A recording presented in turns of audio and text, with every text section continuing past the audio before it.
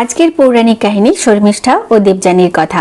উপেন্দ্র কিশোর রায়চৌধুরীর লেখা পৌরাণিক কাহিনী পাঠ করে শোনাচ্ছি আমি পাপিয়া।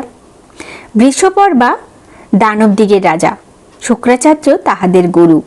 শুক্রাচার্যের কন্যার নাম দেবযানী, বৃষপর্বার কন্যার নাম শর্মিষ্ঠা। একদিন দানবের মেয়েরা বনে বেড়াইতে গেলে দেবযানী আর শর্মিষ্ঠাও তাহাদের সঙ্গে গেলেন। স্নানের পর পরিবার জন্য মেয়েরা যে কাপড় আনিয়াছিল তাহা এক জায়গায় সাজাইয়া রাখিল। তাহারা আমোদ আহ্লাদ করিতেছিল। ইহার মধ্যে কখন বাতাস আসিয়া সেই সকল কাপড় উল্টাপাল্টা করিয়া দিয়াছে, কেহ তাহা টের পায় নাই। সুতরাং তাহারা নিজের নিজের কাপড় খুঁজিতে গিয়া ভুল করিতে লাগিল। শর্মিষ্ঠা যে কাপড়খানি হাতে লইলেন সেখানে ছিল দেবযানীর। দেবযানী তাহাতে রাগিয়া গিয়া শর্মিষ্ঠাকে বললেন, হ্যালো অসুরের মেয়ে, তুই কোন সাহসে আমার কাপড় নিতে গেলি? এই কথায় শর্মিষ্ঠা বললেন, দেখ দেবযানী, আমি মহারাজ বৃষপর্বার কন্যা। তোর পিতা আমার পিতার চেয়ে নিচু আসনে বসিয়া সর্বদা তাহা স্তব করিয়া থাকে। তুই কি ভাবিয়াছিস যে খালি তোর মুখের জোরে তুই আমার সমান হইয়া যাইবি? তখন দেবযানী আর কোনো কথা না কহিয়া কাপড় ধরিয়া টানিতে আরম্ভ করিলে শর্মিষ্ঠা তাহাকে একটা কুয়ার ভিতর ঠেলিয়া ফেলিয়া সেখান হইতে প্রস্থান করিলেন। তাহার মনে হইল যে দেবযানী নিশ্চয়ই মরিয়া গিয়াছে। সৌভাগ্যের বিষয় এই যে ঠিক সেই সময়ে নহুষের পুত্র মহারাজ যযাতি ঘোড়ায় চড়িয়া সেই পথে যাইতেছিলেন। আর সারা দিন হরিণ তাড়াইয়া তাহার অত্যন্ত পিপাসা হওয়াতে তিনি জল খুঁজিতে খুঁজিতে সেই কুয়ার নিকট উপস্থিত হইলেন। কুয়ার নিকটে আসিয়া তিনি যখন তাহার ভিতরে কান্না শুনিতে পাইলেন তখন তাহার আর আশ্চর্যের সীমা রহিল না। তিনি ব্যস্তভাবে কুয়ার ভিতরে তাকাইয়া দেখিলেন যে একটি পরমা সুন্দরী কন্যা তাহাতে পড়িয়া কাঁদিতেছে। রাজা অবিলম্বে সেই কন্যাটিকে কুয়ার ভিতর হইতে উঠাইলেন আর তাহার পরিচয় লইয়া জানিলেন যে তিনি শুক্রাচার্যের কন্যা দেবযানী। দেবযানীকে মিষ্ট কথায় শান্ত করিয়া যযাতি সেখান হইতে চলিয়া গিয়াছেন। এমন সময় ঘূর্ণিকা নামে দেবযানীদের এক দাসী তাহাকে খুঁজিতে খুঁজিতে সেখানে আসিয়া উপস্থিত হইল।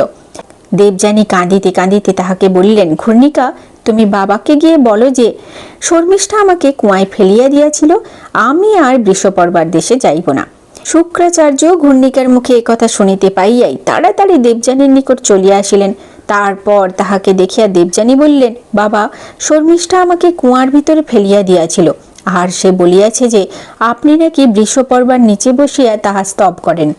বাবা, এ কথা যদি সত্য হয় তবে তাহার নিকট আমি ঘাট মানিব, আর যদি তা না হয় তবে এমন কথা বলার সাজা তাহাকে দিতে হইবে। শুক্রাচার্য দেবযানীকে শান্ত করিবার জন্য অনেক চেষ্টা করিলেন, কিন্তু কিছুতেই তাহার রাগ থামিল না। তখন শুক্র বৃষপর্বার নিকট গিয়া বললেন, হে দানবরাজ, পাপ করিলে সকলকেই তাহার ফল ভোগ করিতে হয়। আমার শিষ্য কচকে তুমি তোমার লোক দিয়া কত রকম যন্ত্রণাই দিয়াছিলে। তারপরে তোমার কন্যা শর্মিষ্ঠা আমার কন্যা দেবযানীকে কুয়ায় ফেলিয়া দিয়াছে। সুতরাং আমরা আর তোমার দেশে বাস করিব না। আজই তোমাদিগকে ছাড়িয়া চলিলাম। শুক্রের কথায় বৃষপর্বার মাথায় যেন আকাশ ভাঙ্গিয়া পড়িল। তিনি নিতান্ত ব্যস্ত হইয়া বললেন, যদি আপনি আমাদিগকে ছাড়িয়া যান তাহলে নিশ্চয়ই সমুদ্রে ডুবিয়া মরিব। শুক্র বললেন, তুমি তোমার যাহা ইচ্ছা করিতে পারো, কিন্তু তোমার কন্যা আমার দেবযানীকে যে অপমান করিয়াছে তাহা আমরা কিছুতেই সহ্য করিব না।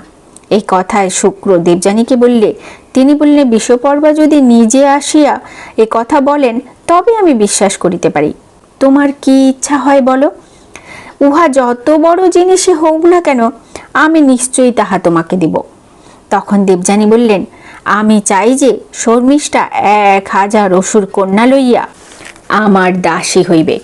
আমার বিবাহের পর যখন আমি স্বামীর গৃহে যাইব তখনও সে 1000 অসুর কন্যা সমেত আমার দাসী হইয়া আমার সঙ্গে যাইবে। কি হবে এরপর? এরপরে কি শর্মিষ্ঠাকে দেবযানীর দাসী হয়েই কাটাতে হবে? আজকের গল্প এই পর্যন্তই। শর্মিষ্ঠা ও দেবযানী কথা গল্পের পরবর্তী অংশ পরের ভিডিওতে থাকবে।